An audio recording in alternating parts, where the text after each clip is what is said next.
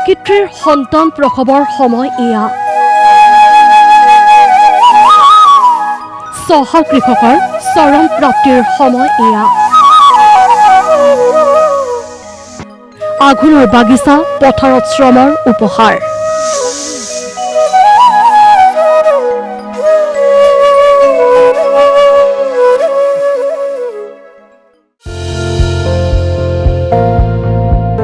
এয়া ধেমাজিৰ পূব সুবাসী আঘোণৰ বতৰত এয়া প্ৰকৃতিৰ মাতৃত্বৰ আনন্দ ডালভৰি লুমালুমে লাগিছে হুমথিৰা হুমথিৰাৰ বাবে বিখ্যাত অৰুণাচল প্ৰদেশ নহয় আমি আছো ধেমাজিৰ এটা অঞ্চলত য'ত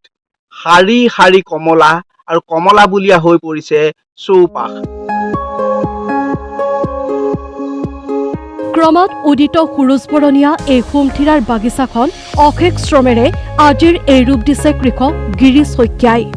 কমলা খেতি আমি বৰ্তমান জৈৱিক পদ্ধতিৰে কৰা হৈছে কোনো সাৰ প্ৰয়োগ কৰা নাই বাগিচাখনত আছে প্ৰায় 150 জোপা হুমথিৰা গিৰিছৰ কমলা খেতিৰ চাহিদাও আছে বজাৰত প্ৰায় 100-150 ওপৰত হ'ব কমলাখিনি চাই আপোনাৰ 60 কুইণ্টেল 65 কুইণ্টেল উৎপাদন হৈ যায় বেপাৰীয়ে নিবলৈও আহে আমি নিজেও বজাৰত বহোঁ পাপা দেউতা বজাৰত বহে তাৰপৰা এনেকৈ কৰি চলি আছোঁ কমলা বিক্ৰী কৰি বছৰেকৰ উপাৰ্জন কৰে গিৰিছে আৰ্থিক সচ্ছলতাও আহিছে পৰিয়ালটোলৈ ইয়াৰ পৰা দামটো আচলতে আপোনাৰ বেপাৰীয়ে নিলে আপোনাৰ 60-65 টকা দিয়ে আৰু আমি 100 টকা 90 টকা তেনেকৈ বিকোঁ আয় বুলি ক'লে আপোনাৰ আচলতে যিটো বৰ্ষত চলিবৰ কাৰণে যিখিনি আপোনাৰ উপাৰ্জন কৰিব পাৰি মানে এটা পৰিয়ালে তেনেকৈ পোৱা হৈছে ভালদৰে চলিব পৰা হৈছে বাৰু কেৱল কমলাৰ খেতিয়ে নহয় 20 বিঘা মাটিত কমলাৰ তলত আছে চাহ গছো কমলা চাহৰ উপৰি ধান খেতিও কৰে উদ্যমী কৃষকজনে প্ৰায় 20 বিঘা খেতিৰ ভাগে আপোনাৰ ধান খেতি কৰা হয় ধান খেতিৰ লগতে আপোনাৰ গৰু পালন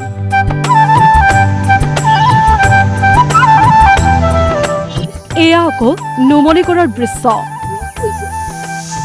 মৰঙীৰ পথাৰত এতিয়া কৃষক ব্যস্ত ভঁৰাললৈ বুলি সোণগুটি চপোৱাত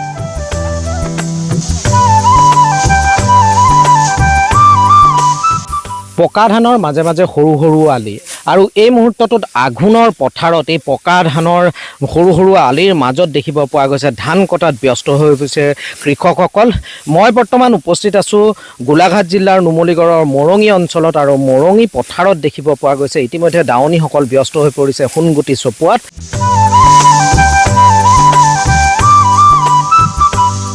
শীতৰ এই পুৱা ৰ'দৰ আমেজে সুকীয়া তাতে আকৌ নিমখ জলকীয়াৰে ৰবাব টেঙাৰ সোৱাদ এয়া অপূৰ্ব সময় অনাবিল মাদকতা আমি এতিয়া সকলো ব্যস্ত হৈ পৰিছোঁ আমাৰ সোণগুটি চপোৱাত আমাৰ এই আঘোণৰ মাহতে আমাৰ জীৱন গোটেই বছৰটোৰ কাৰণে আমি সোণগুটি চপাই ল'ব লাগে আমাৰ এতিয়া সকলো মানে ল'ৰা পৰা ছোৱালী গোটেই সকলো আহি আমি পথাৰত ব্যস্ত হৈ থাকোঁ ৰাতিপুৱা খোৱা বোৱা চাহ জলপান টেঙা ইয়াতে পথাৰতে খোৱা হয় মহা আনন্দৰে লখিমীক ভঁৰাললৈ নিয়াৰ বিৰামহীন ব্যস্ততা খুব আনন্দৰ আচলতে এটা উৎসৱ বুলি ক'ব লাগিব যিহেতু আমি গোটেই বছৰটো খেতি কৰি আমাৰ বছৰ দিনৰ কাৰণে আমাৰ খেতিয়কসকলে ধান মুঠি গোটাই লয় ভাত মুঠি গোটাই লয় আৰু এই আঘোণ মাহতেই এই সোণালী ধানখিনি নি কাটি অতি সোনকালে যাতে আমি অনিষ্ট নোহোৱাকৈ ভঁৰালত সামৰিব পাৰোঁ তাৰ বাবে সকলো খেতিয়ক ব্যস্ত হৈ পৰিছে দাৱনীয়ে সোণগুটি চপাইছে পুৰুষসকলে ডাঙৰি লৈ ভঁৰাললৈ বুলি গৈছে আমাৰ এতিয়া 7জনী আছে প্ৰত্যেকৰ ঘৰে ঘৰে আছে তেনেকৈ সকলো মিলি আমি একেলগে সোণগুটি চপোৱাত ব্যস্ত হৈ পৰিছোঁ ইয়াত পুৰুষ মহিলা সকলো সমানে কষ্ট কৰি কেনেদৰে পথাৰলৈ আমি পথাৰৰ পৰা আমি সোণগুটিখিনি ঘৰলৈ নিব পাৰোঁ তাৰ প্ৰতি ব্যস্ত হৈ আছে ধেমাজিৰ পৰা বিজন শৰ্মা আৰু নুমলীগড়ৰ পৰা সমৰজিৎ শৰ্মা DY365